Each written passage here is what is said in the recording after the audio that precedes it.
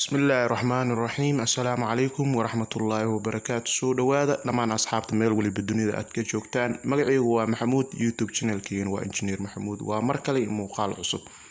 إن شاء الله موقال كاني وحن كسو بندقي دونا 10 تحناه كنا سابسن مادة تكنولوجيا فصلك شنات دوكسيga dhexe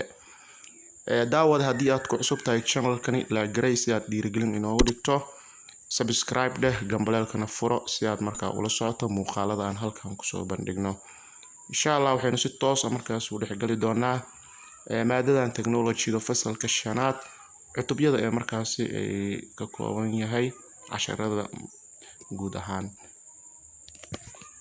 cutubyada ay ka kooban tahay maadadan technology-ga ee fasalka shanaad waxaa markaasi kamid ah ama cutubyada aan ku qaadan doono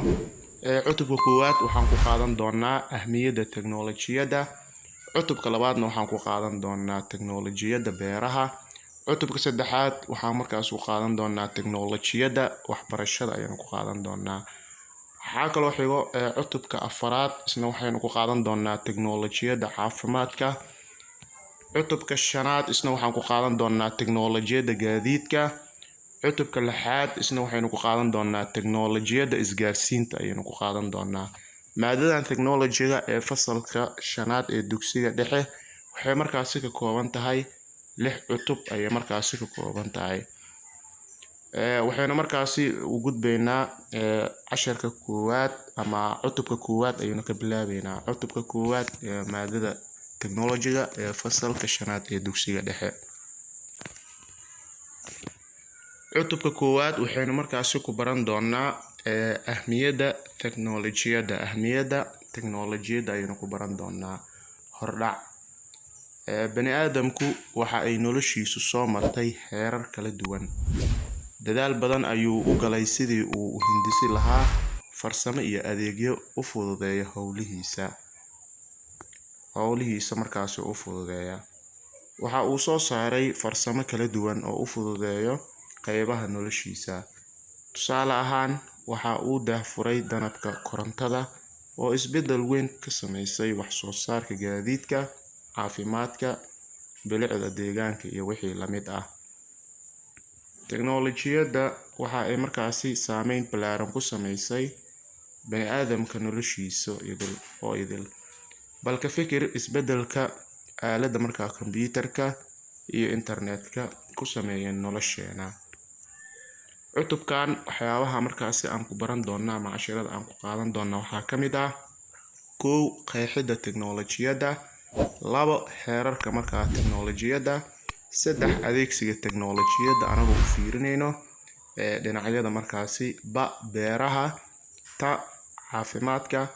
ja waxbarashada xa isgaarsiinta qana gaadiidka anagoo markaasi dhinacyadaas markaa u fiirin doono waxaynu usii gudbi doonaa casharka koowaad maadada teknolojiga ee fasalka shanaad ee dugsiga dhexe casharka koowaad waxaa markaas ku baranaynaa waa maxay technology halkan waxaa lagu qeexayaa technology horta muxuu yahay ilaa haddii aad ereyga technology aad maqashay misna aadan garanaynin qeexitaankiisa ayaa halkan kuu fududeynaysa inaad ogaato ereyga technology waxa uu ka kooban yahay 2 erey oo Greek ah oo markaasi isku lamaan ah kuwaas oo kala ah techno oo macnaheedu yahay xirfad iyo logi oo macnaheedu yahay barasho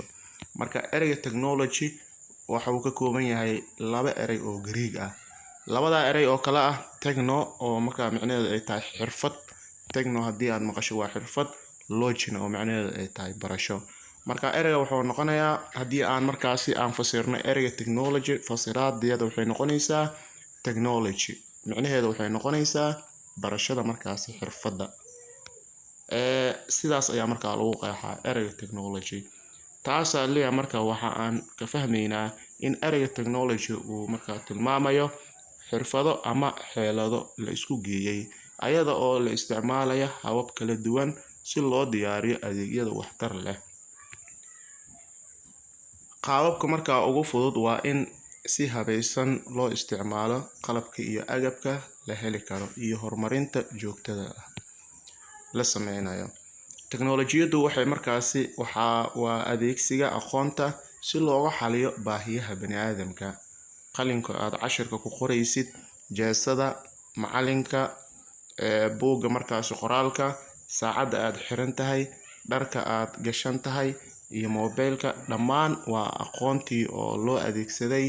fududeynta markaasi baahiyaheena. Inta markaa dhammaan waxay markaasi ay noqonayaan waa aqoon markaa loo adeegsaday inay markaasi ay fududeeyaan baahiyaheena. Insha Allah cashirkeenan koowaad halka ayuu ku egyahay. daawade cashirada markaasi xigo intaan markaasi aan kala kulmayno waxaan idinka tagayaa. Assalaamu calaykum waraxmatullaahi wabarakaatuh.